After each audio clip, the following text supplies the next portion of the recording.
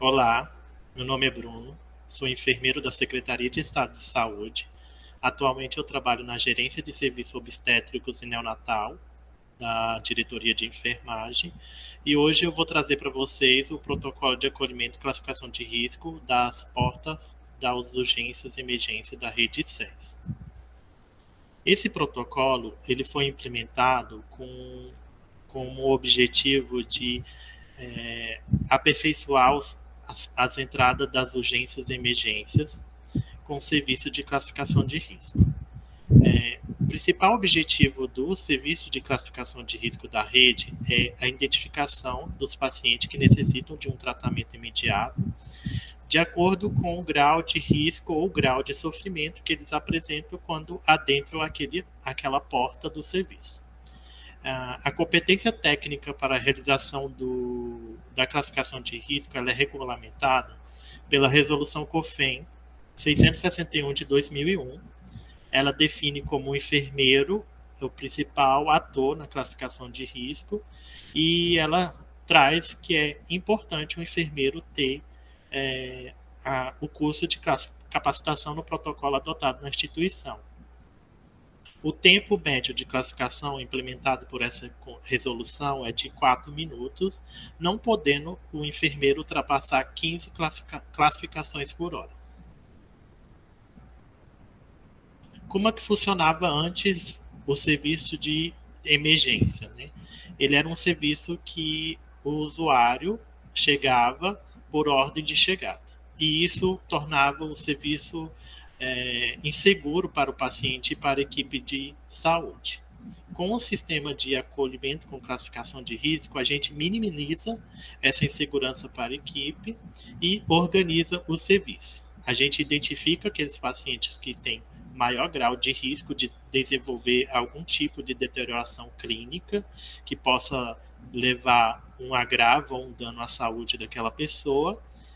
A gente percebe que nos serviços que tem um protocolo de acolhimento e classificação de riscos implementado e de uma forma satisfatória, a gente identifica que os usuários se tornam menos insatisfeitos com aquele ponto assistencial. E ele controla o excesso da demanda, haja vista que ele consegue identificar aqueles usuários que poderiam ser atendidos na atenção primária e procuram serviços de urgências e emergência. Como eu havia dito, o protocolo de acolhimento e classificação de risco, ele veio para organização dos fluxos de atendimento, trouxe uma redução em parte da exposição da equipe à pressão do atendimento, porque quando a gente prioriza o atendimento, a gente sinaliza para aqueles usuários que o grau de sofrimento dele não é tão grave ou que o grau de sofrimento dele ou de risco dele é grave e assim ele recebe um atendimento imediato no tempo preconizado pelo protocolo. A gente viu que o sistema de acolhimento com classificação de risco ele diminui os custos com atendimento mal priorizado, e ele tem uma eficácia comprovada quando implementado adequadamente. Para a gente operacionalizar o protocolo de acolhimento com classificação de risco, a Secretaria construiu o manual, que é o manual guia para os enfermeiros classificadores. Ele foi construído por uma equipe multidisciplinar das áreas técnicas da Secretaria, que utilizaram evidências da literatura para a construção desse manual. Ele é um manual que está em constante aperfeiçoamento e havendo algumas divergências do manual da equipe técnica que atua na ponte, eles podem contribuir para o aperfeiçoamento futuro desse manual. E a principal função desse manual é nortear os profissionais de saúde no planejamento da execução das atividades de acolhimento no serviço de urgências e emergência.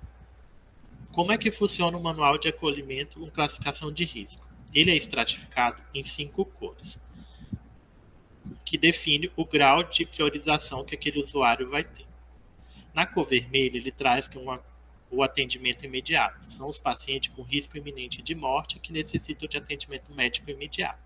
Esse paciente, quando classificado com vermelho, ele deve ser conduzido às salas de emergência para receber esse atendimento.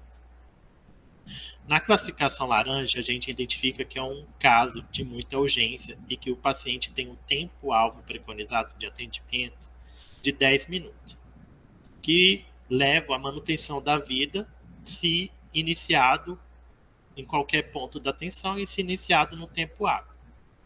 Na classificação amarela, são aqueles pacientes que têm se caracterizado como urgente e eles necessitam de um atendimento médico até 60 minutos, exceto no caso de obstetrícia, que o tempo-alvo para o atendimento para paciente amarelo é 30 minutos. São os pacientes que serão atendidos na sala dos médicos e direcionados para o atendimento, exame e outras coisas necessárias para a condução do caso.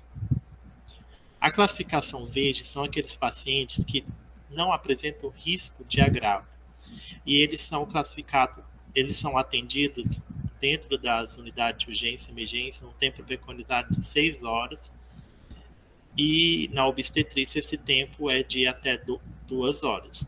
Esses pacientes são aqueles pacientes que a gente entende que são sensíveis da atenção primária.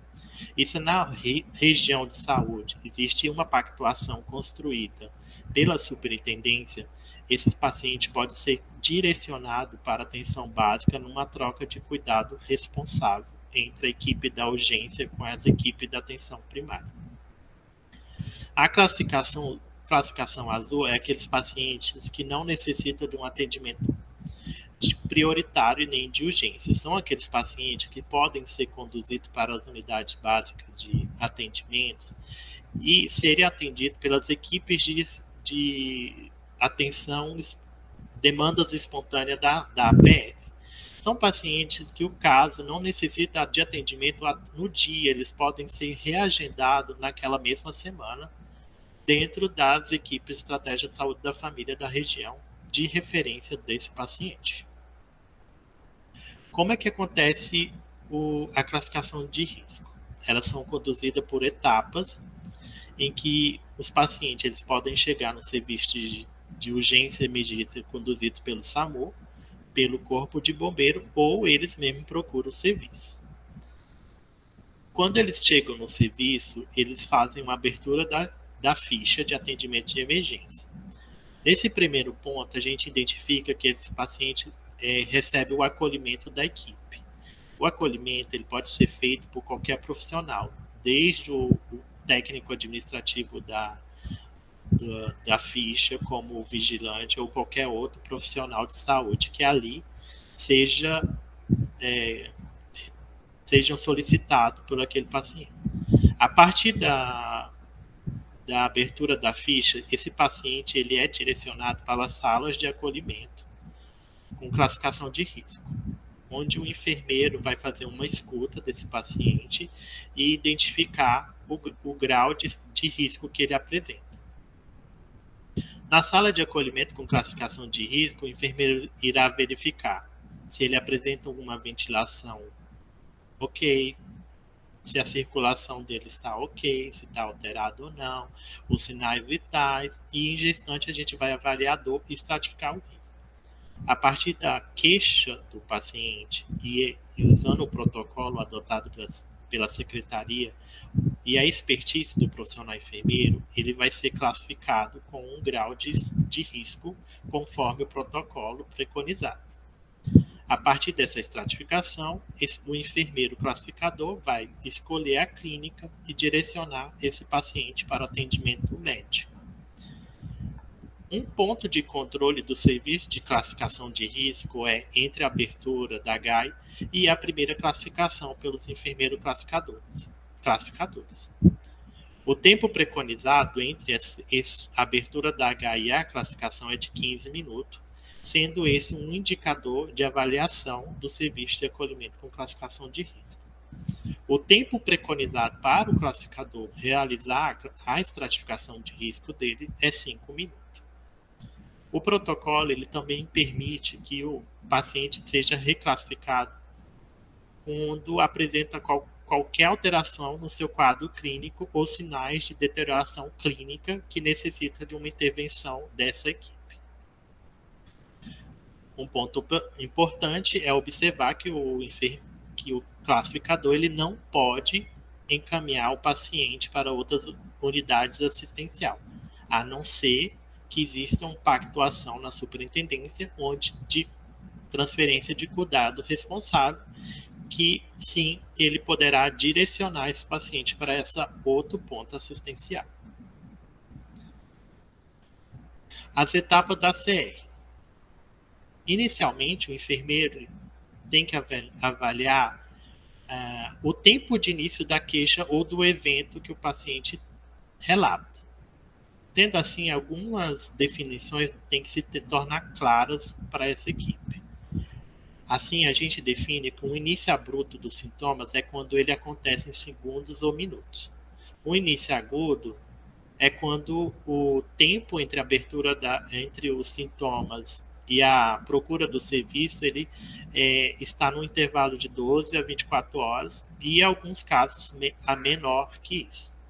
Eventos recentes são aqueles eventos em que o paciente relata que aconteceu nos últimos 7 dias. Mais que isso, a gente entende que é um evento crônico. Na análise primária do enfermeiro classificador, tem que se identificar se o paciente está em risco de morte ou se apresenta uma estabilidade de sinais vitais, como comprometimento das vias aéreas, respiração ineficaz e observar sinais de choques e hemorragia.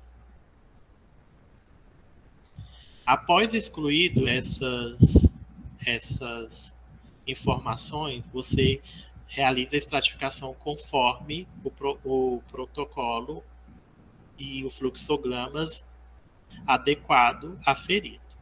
Para o entendimento do que é uma hemorragia em gestante, a gente traz aqui algumas definições. Por exemplo, hemorragia insanguinante é uma perda abrupta de mais de 1.500 ml. É aquela paciente que apresenta uma hemorragia visual, que você consegue ver que ela está com sangramento ativo. Um sangramento intenso, a gente entende aquela perda brusca de aproximadamente 150 ml de sangue. Como é que a gente afere essa informação? Perguntando à paciente se ela usou 2 absorventes noturnos em um tempo de 20 minutos. Isso aí é uma avaliação subjetiva realizada pelos enfermeiros classificador e a gente usa essa estratégia de perguntar o tipo de absorvente e a quantidade que ela usou nos últimos minutos para definir essa perda de sangramento intenso. No sangramento moderado, a gente entende que é uma perda de 60 a 150 ml em 20 minutos e um absorvente noturno. O sangramento leve é uma perda igual ou inferior a 60 ml, num intervalo de 6 horas, o que equivale a um absorvente normal. Ainda durante a classificação de risco, o enfermeiro deve usar de estratégias para apoio à tomada de decisão deles. E uma estratégia utilizada para avaliação da dor é a escala visual analógica, ao qual o enfermeiro vai perguntar o grau de dor de 0 a 10 para esse paciente. No caso relatado de tiver uma dor 0, entende-se que esse paciente não apresenta dor. Se a dor for leve, ele vai relatar uma dor intensa, recomeçar, Beth. Avaliação da dor. O enfermeiro classificador ele utiliza algumas estratégias para apoiar a tomada de decisão dele. E dentre essas estratégias, a gente identifica que a escala visual da dor é uma importante instrumento de apoio a esse enfermeiro classificador. Quando o paciente não tem dor, a gente entende que na classificação ele vai apresentar uma estratificação 0. E essa estratificação ela avalia o grau de dor do paciente de 0 a 10. Na dor leve, a referência é de 1 a 3 nessa estratificação. A dor moderada, a referência é de 4 a 6. E a dor intensa, ele vai relatar um grau de dor de 7 a 10. Contudo, a gente tem que entender que a expertise do profissional enfermeiro é fundamental para identificar essa informação. Haja vista que o relato do paciente ela é subjetivo e a gente vai conseguir identificar algumas expressões, algumas fisionomia do paciente, que vai levar o enfermeiro classificador a entender que aquele paciente apresenta um grau de dor elevado ou um grau de dor moderado. Dentro do protocolo, existem alguns sinais de vitais de mensuração obrigatória. Né? Na gestante, as mensurações obrigatórias são a pressão arterial, a glicemia capilar, a frequência cardíaca e a avaliação da dor.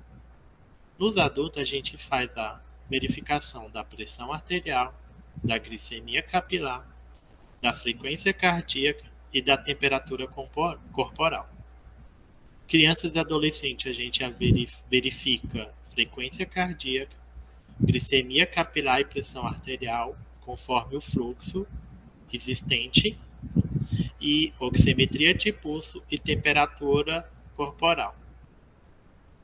É muito importante observar, a partir das queixas do paciente e o fluxograma, se faz necessária a avaliação da oximetria de pulso dos pacientes.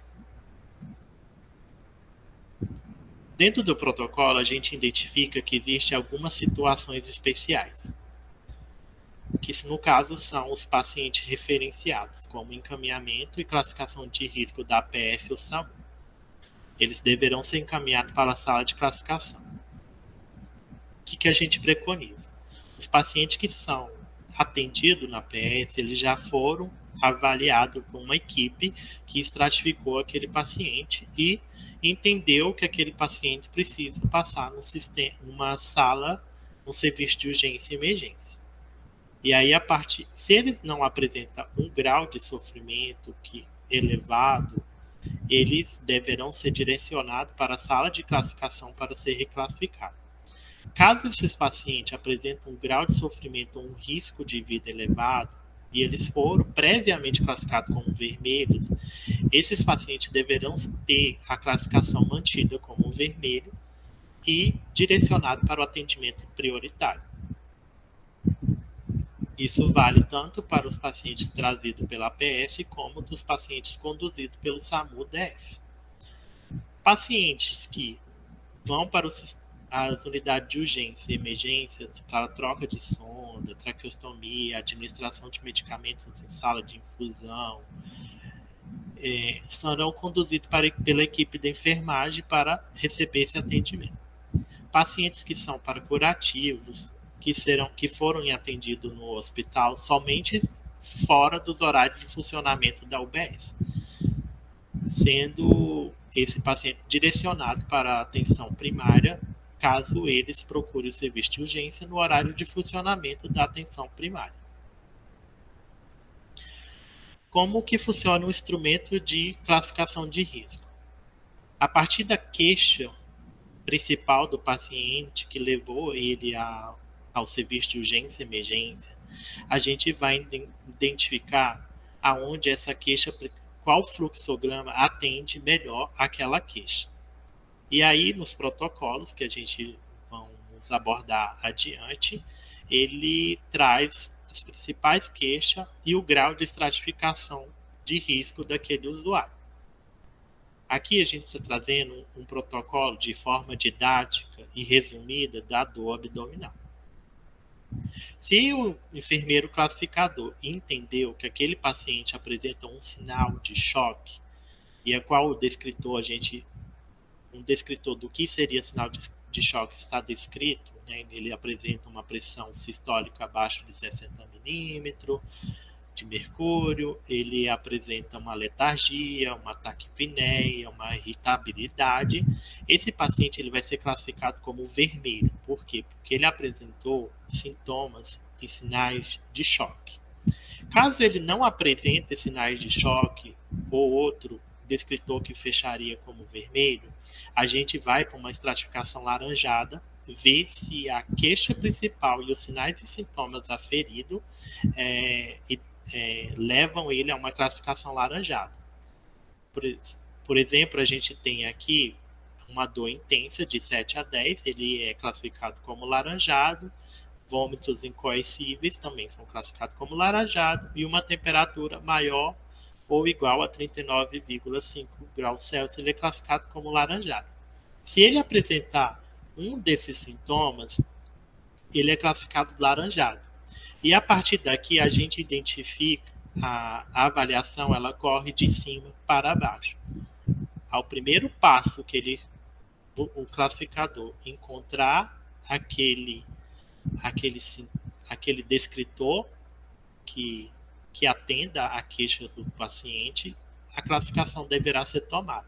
Por exemplo, se ele for apresentar uma dor intensa de 7 a 10, o fluxo para ali, ele recebe uma classificação laranjada e eu não preciso aferir, por exemplo, outros sinais e sintomas que levaria ele que ele poderia apresentar, mas que não foram aferidos naquele momento.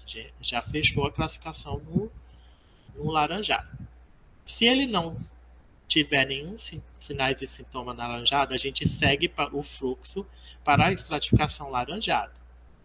E dentro da classificação laranjada, a gente tem vários descritores e que a gente vai aferindo qual a queixa do paciente. Por exemplo, aqui no nosso exemplo, a gente tem distensão abdominal aguda, fezes com sangue, dor moderada, vômitos persistentes, retenção urinária e uma temperatura de 38,5 a 39,4.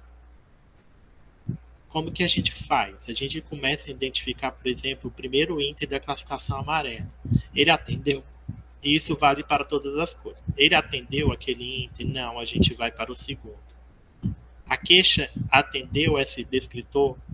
Não, a gente vai para o terceiro. Atendeu? Não atendeu. A gente segue o fluxo até chegar na classificação verde. Ele não apresentou nenhum descritor que levaria à estratificação laranjada, a gente vai para a estratificação verde. Se atendeu, a gente fecha a classificação. Se não atendeu, a gente continua. Na classificação verde, a gente tem aqui, como exemplo, uma edema ou tumefação cervical, dor leve, temperatura entre 37,5 e 38,4. Se ele tiver um desses sintomas, a gente vai classificar como verde. Se ele não tiver, a gente vai para uma classificação que não é urgência, que é a classificação azul, que é aquele paciente que pode ser direcionado para atenção primária para ser conduzido pelas equipes da APS.